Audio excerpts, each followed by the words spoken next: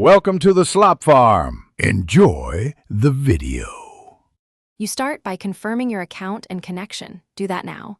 Once signed in on the web, open Gmail settings and check accounts and import, then open Drafts, Scheduled, and the Outbox on mobile. This locates any messages stuck in queues. Make sure to keep the tab active while you work. Background sessions or multiple devices can cause conflicts. If you see a scheduled message, note its send time. Next, prepare to inspect message-specific conditions, like attachments and recipients. Now focus on the specific queued message. Open it and inspect attachments, size, and recipients.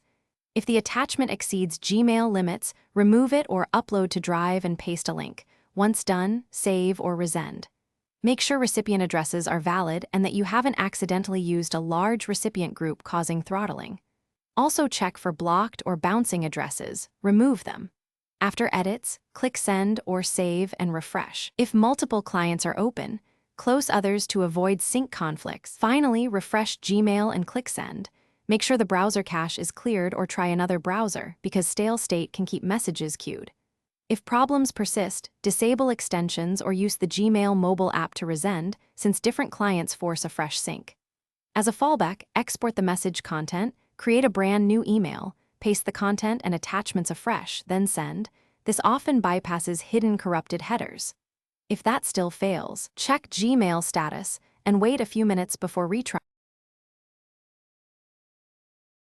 Thanks for watching.